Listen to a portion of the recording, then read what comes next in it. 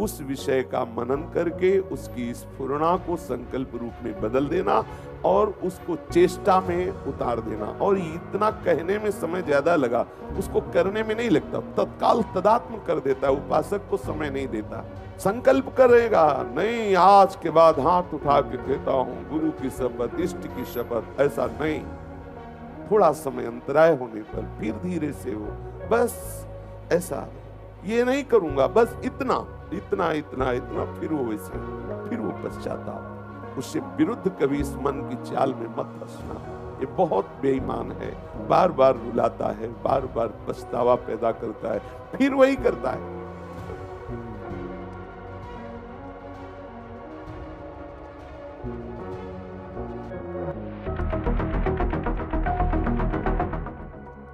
ब्रज गोपी जनों के लिए कहा गया, मुरारी पादार्पित चित्त वृत्ति। उनकी चित्त वृत्तियां ही मुरारी स्वरूप हो चुकी हैं। उनकी एक एक वृत्ति लगाना नहीं है, वो भगवदाकार श्री कृष्णाकार एक एक वृत्ति हो गई। यह कृपा का स्वरूप। पर इसके लिए पहली सावधानी, आप प्रिया प्रीतम के नाम रूप लीला धाम के सिवा हम ऐसा बोले ना, ऐसा सुने ना, तो जो हम बोलते हैं, जो हम सुनते हैं, वही हमारा चित्त चिंतन करने लगता है। हमारा चित्त हमारे आराध्य देव, हमारी उपासना संबंधी भावना में ही एक एक वृत्ति के सहित समाहित रहे। ये कृपा का स्वरूप है। मन सुमिरन हरिवंश, हमारी जो मन की मनन वृत्ति है वो विषय में है। मन का कार्य है मनन करना, संकल्प विकल्प करना, किसी भी विषय को लेकर के उसमें डूबना, इसका स्वभाव है। कोई बात पकड़ लेगा, कोई दृश्य पकड़ लेगा, कोई विषय पकड़ लेगा, और ये इतनी चतुराई से उपासक को डुबाता है। यहाँ बहुत सावधानी का विषय है। हमारा मन हमको सिखाता है, जैसे सामने कोई ऐसा दृश्य है जो हमें नष्ट कर देगा, मन सिखाता है, हमको छूना थोड़ी है, अब देख लेना है, और हम राधा राधा रटते रहेंगे, फिर देखते रहेंगे, क्या हमें परेशान कर लेगा। समझना उसकी चाल को, फिर वो इतना तन्मय करेगा कि नाम छूट जाएगा, फिर वो धीरे से उस चेष्टा में तन्मय करके आपको क्रिया में रद्द कर देगा। ऐसे ही सारी चेष्टाएं, असत चेष्टाएं हमारे द्वारा होती है। सूक्ष्मता से देखना, वो पहले ढांढस बंधवाता है, विश्वास दिलाता है, नहीं ऐसा नहीं होगा, मैं ऐसा नहीं करने दूंगा, बस तुम छू लो, तुम देख लो, बस तुम संग बैठ लो, तुम ऐसा। वो फिर धीरे से आपको, फिर आप पछताएंगे कि ऐसा क्यों हो गया। प्रत्येक चेष्टा में इसका कार्य है उस विषय का मनन करके उसकी स्फुरणा को संकल्प रूप में बदल देना और उसको चेष्टा में उतार देना। और इतना कहने में समय ज्यादा लगा, उसको करने में नहीं लगता, तत्काल तदात्म कर देता है, उपासक को समय नहीं देता। लेकिन कृपा पात्र उपासक पहली ही सीढ़ी में इसको रोक लेता है। जहां स्फुरणा हुई तत्काल सावधान हो जाता, शास्त्र विरुद्ध चेष्टा नहीं। आपको ये विश्वास दिलाएगा, ये अनुभूत विषय है, ये विश्वास दिलाएगा ऐसा करो, आपकी हानि नहीं होने वाली, हम ऐसा नहीं होने देंगे, और आपका नाश कर देगा। फिर आप पछताएंगे कि ऐसा क्यों हो गया। इसलिए प्रारंभ में ही तस्मात् शास्त्रम प्रमाणम ते कार्याकार्यो व्यवस्थित हो। आपकी गुरुवाणी, आपकी आचार्य वाणी, आपके शास्त्र जो आपको आदेश करते हैं, उससे विरुद्ध कभी इस मन की चाल में मत फंसना। ये बहुत बेईमान है, बार बार रुलाता है, बार बार पछतावा पैदा करता है, फिर वही करता है। संकल्प करेगा, नहीं आज के बाद हाथ उठा के कहता हूं गुरु की शपथ, इष्ट की शपथ, ऐसा नहीं। थोड़ा समय अंतराय होने पर फिर धीरे से हो, बस ऐसा ये नहीं करूंगा, बस इतना इतना इतना इतना, फिर वो वैसे, फिर वो पश्चाताप। सैकड़ों बार उपासक जब हार जाता है तो फिर अंतःकरण में निराशा छा जाती है। फिर वो तो किसी तरह जीना पसंद करता है, फिर वो उपासना में चढ़ना पसंद नहीं करता। बहुत सावधान, इसकी चाल पर दृष्टि रखो। इस पर विजय प्राप्त करने के लिए मन सुमिरन, इसका सुमिरन आचार्य इष्ट के अनुकूल हो।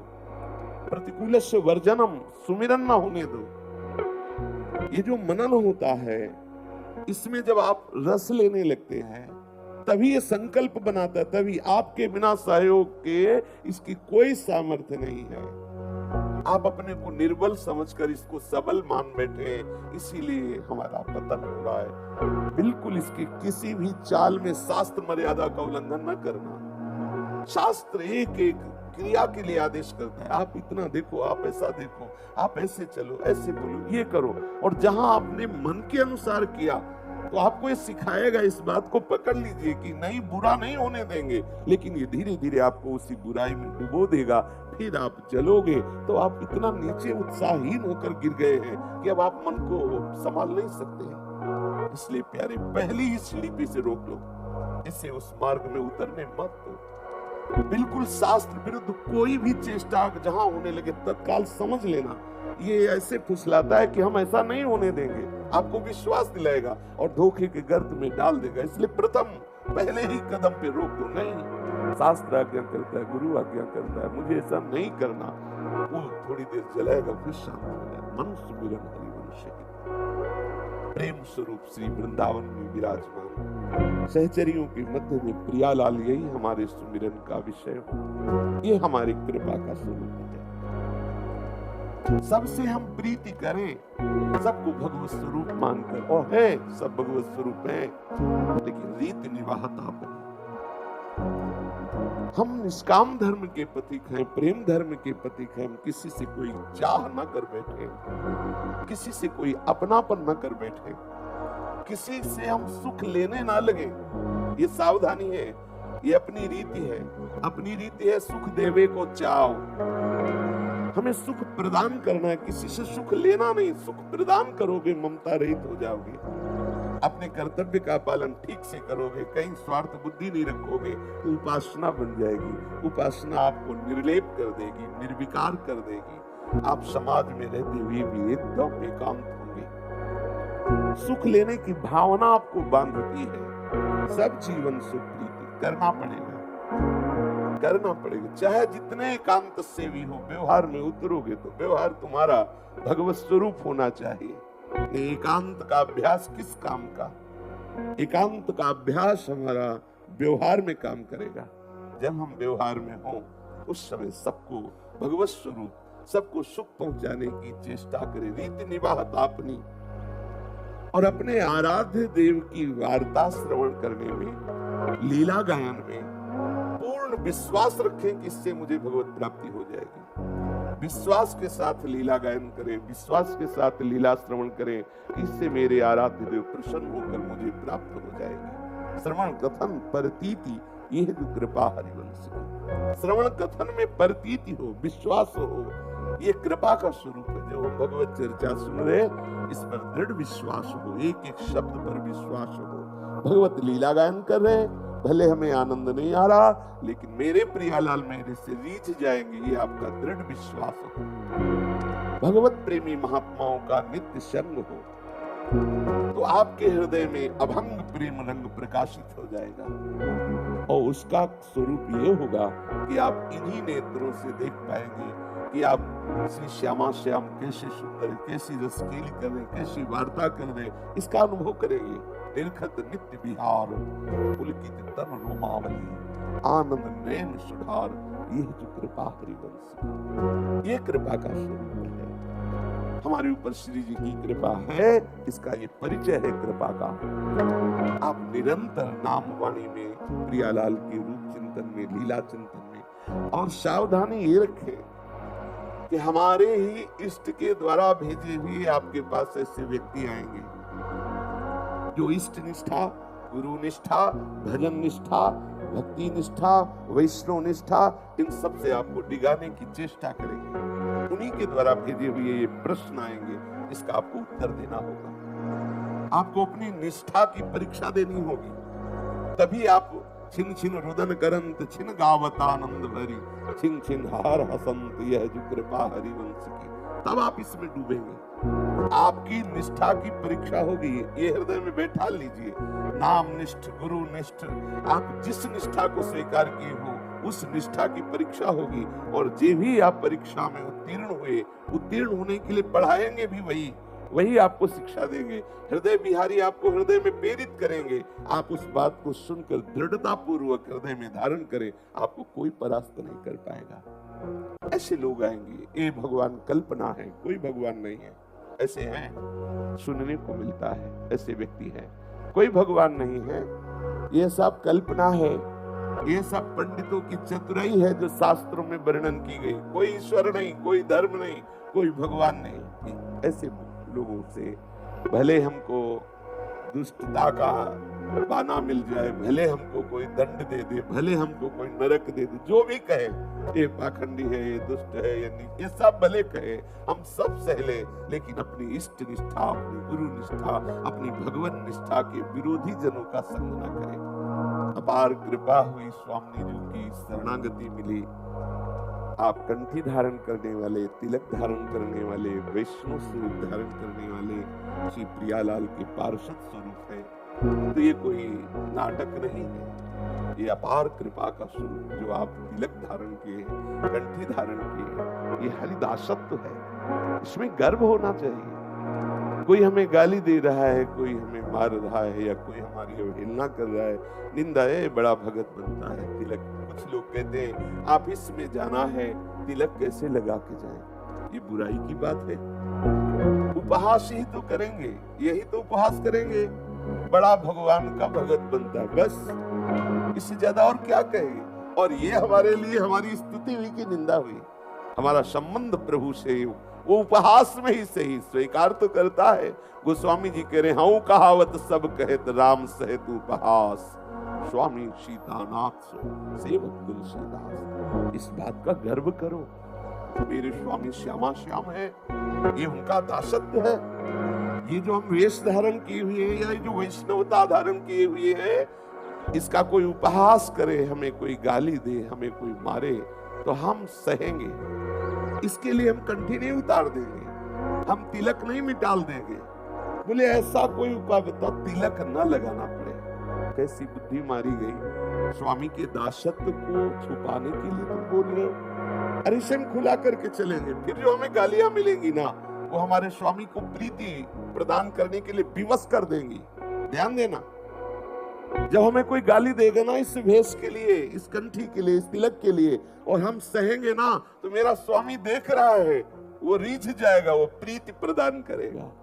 बिल्कुल कहीं भी अपनी वैष्णवता से चूक मत करना, ये बहुत बड़ा लाभ है। कहीं ऐसा ना हो कि आप तिलक लगाने में, कंठी धारण करने में, जो गुरु मंत्र है उसकी माला करने में, पाठ करने में, ठाकुर सेवा में आप प्रमाद युक्त हो जाए कि लोग ऐसा कहते हैं, लोग ऐसा कहते नहीं। मारी गारी सब सही है, चाहे कोई हमें मारे भी तो हम नहीं, अपने आचार्य परंपरा, अपने गुरु परंपरा की दी हुई भगवत उपासना की अवहेलना नहीं करेंगे।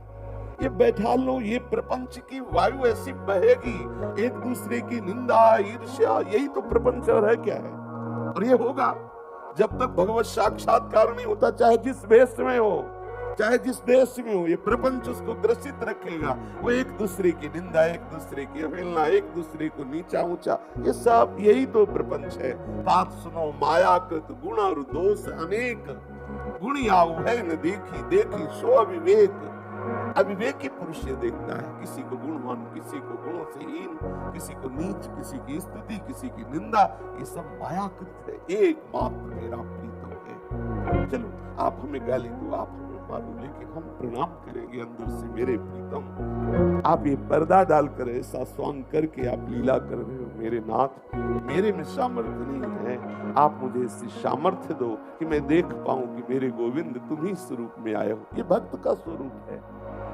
हरिराम व्यास जी कहते इसकी लज्जा रखो, तुम वैष्णव हो, तुम भगवत चरणारविंद के आश्रित हो, तुम्हें कोई गाली दे, मारे, सह जाओ चुपचाप, तो इससे प्रभु प्रसन्न हो जाएंगे। ऐसा मत समझो कि आपका सहना व्यर्थ जाएगा, इससे मेरे मालिक प्रसन्न हो। मालिक की प्रसन्नता के लिए ही तो उपासना की जा रही है। बढ़िया अवसर आता है जब कोई निंदा करता है, लेकिन ये निंदा वो आग है, श्रवणेंद्र से जाते ही आपके हृदय को जलाएगी। यदि अहंकार है तो, अहंकार नहीं है तो शीतलता प्रदान करेगी, पकड़ना अंदर से।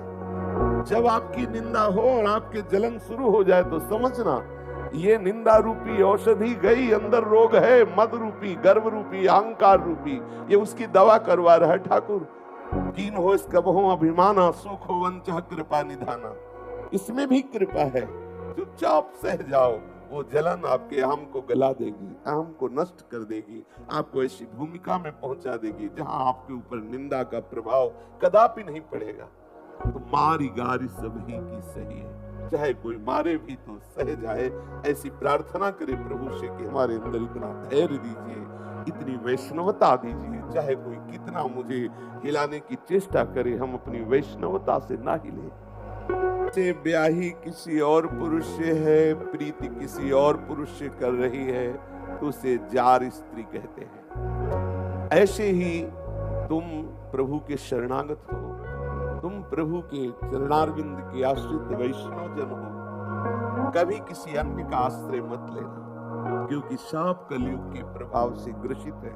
हरिराम व्यास जी कह रहे हैं, हितजू महाराज भी कह रहे हैं, पाए जान जगत में सब जन कपटी कुटिल कलयुगी टंच। सबको कलयुग ने स्पर्श करके बुद्धि मलिन कर दी है, इसलिए तुम किसी अन्य का आश्रय मत लेना। किसका आश्रय लो? हरि रूपी भरतार का आश्रय लो। हमारे स्वामी, हमारे प्रीतम, हमारे पति, हमारे प्राणनाथ, हमारे जीवन धन, हमारे रक्षक, हमारे आराध्य देव हैं। अपने आराध्य देव का ही आश्रय लो और संग करो विमद संतों की। जो भगवत प्रेमी महात्मा जन हैं, शरीर, विद्या, रूप, नाना प्रकार की पद प्रतिष्ठा, इसके अहम से रहित होकर प्रभु के दासत्व से युक्त है, ऐसे भगवत प्रेमी महात्माओं का संग करो विमद, या आप अहंकार रहित होकर के भगवत प्रेमी महात्माओं का संग करो। हरि को अपना भरतार मानने वाले वैष्णव जन किसी अन्य का आश्रय, अन्य का सहयोग मत लेना, क्योंकि सब कलयुगी टंच, कलयुग ने बुद्धि को मलिन कर रखा है। यदि किसी अन्य का आश्रय लोगे तो हरि आश्रय छूट जाएगा।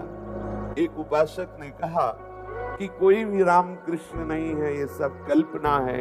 ऐसा उसने बताया कि किसी ने, बहुत सम्माननीय व्यक्ति ने सिखाया, कोई राम कृष्ण नहीं, ये सब कल्पना है, ये सब शास्त्रों में पंडितों ने अपनी चतुराई लिखी है।